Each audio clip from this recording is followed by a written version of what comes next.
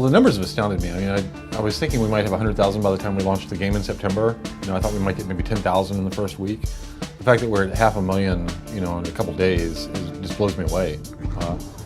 It's kind of really interesting because I think people are really enjoying the creation process without even any goal direction or game around it. And that's one tool, that we have in the game out of about 8. So I think once people get that full suite of tools, I can't wait to see what they do with them. Well, when you play the game, you find that depending on how you've designed your creature, it might be a really good fighter, it might be very stealthy or very fast. It'll drive you to play the game in a totally different way, based upon how your creature is specialized. And how you play the game, whether you're being very aggressive or very social, has an impact, in terms of how the next levels unfold. So I think people will be kind of surprised that maybe this thing that looks cute and cuddly, in fact, ends up being this voracious carnivore, and they end up being a militaristic society because of this cute little cuddly thing they designed, without noticing the fact that they were picking, very strong weapons for it and fighting feet or whatever. So I think it's going to give people a totally different spin on the content. But really, I didn't want it to overpower the aesthetic choices either. So we were trying to strike a really interesting balance between functional decisions of what parts you put on the creature and aesthetic decisions, that I want this to look like a zebra. And getting that balance, striking the right balance there, we'll find out once we release the game.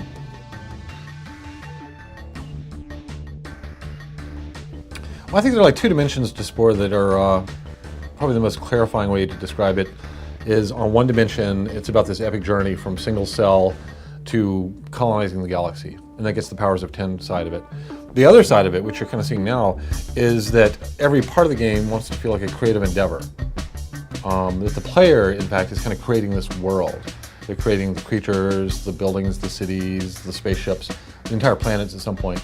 And so I think it's really the balance of those 2 things, this kind of epic theme from very small to intergalactic, and this idea that the player can creatively control every aspect of the game. Even if they don't design everything that they're seeing in the game, they have control over the stuff that's being pulled down from other players by subscribing to their buddies or Sporecast or whatever. They can even shape the world around them that they're not controlling.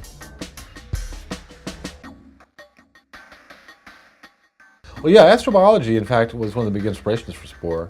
The fact that, as a subject, astrobiology hits all the sciences, in almost equal amounts. And I wanted Spore to be that kind of vast perspective you get if you step away from biology or, sociology or economics or astronomy, and imagine all these things as this one cohesive whole, which they are. I mean, our universe really doesn't distinguish between geology and, climatology. We do that. These are artificial distinctions. And so, for me, that was one of the overarching goals of Spore, was how do we look at the entire environment that we're embedded in, and get kind of an interesting, overview of it.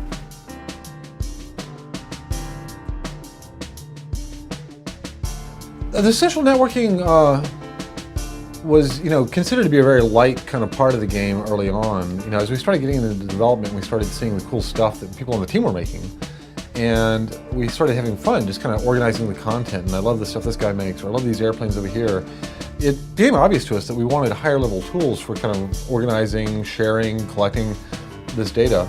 And if you look at, what's the model for that people understand, a lot of the social networking features like buddy lists and things like that it's basically a language that people speak, and you can speak in those terms to them, and they understand what it's like to kind of collect, organize, and distribute metadata.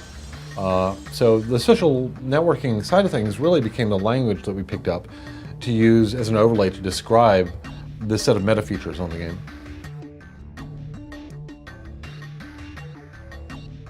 I think user-generated content is one aspect of a larger thing, which is user-driven experiences. I think games more and more want to let the player drive the experience to a deeper and deeper level. And it might be content that they're creating, but it also might be narrative. It might be theme, it might be aesthetics. I mean, it could be a number of different things. And it doesn't necessarily have to be them, making it. It could also be them selecting it or steering it. But I think the games are inherently this malleable experience. And as we see more open-ended games, more sandbox-type games, really what you're doing is you're allowing the player more freedom to, kind of craft their own experience, to have a say in it. They're co-authoring this experience with us. So I think this is just kind of the tip of a larger iceberg. Spore had like 2 major challenges through the whole project. One was technical.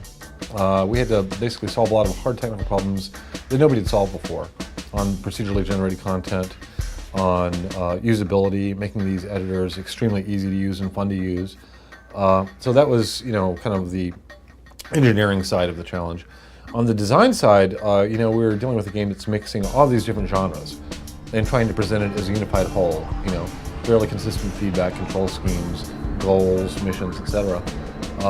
So there was a huge amount of design effort that went into, prototyping, building these levels, reformulating them. It's kind of like you have these 5 different pegs and we're trying to get them all even. As soon as you push one down, this one pops up, and you hit that one pops up. We have to keep going back over and over, kind of evening it out, smoothing it, and that was very much a design iteration challenge. And so those were like the 2 major challenges we faced.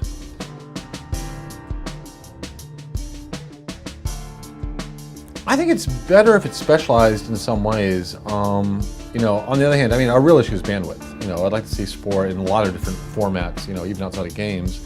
We have to make sure that we kind of execute on the things that we, choose to do well, though. We're right at the cusp of launching this as what I hope will be a major franchise. And last thing you want to do is shoot yourself in the foot by trying to grab too many opportunities right off the bat. You want to execute really well on the things that you decide you're going to do and really follow through. And that way, the other opportunities will come naturally. If you drop the initial ball, then the other ones, it's kind of pointless. They're irrelevant. Spore's gonna ship on September 7th, worldwide, and I feel wonderful about that. I've been on this project for many years, and it's about time to get it out the door.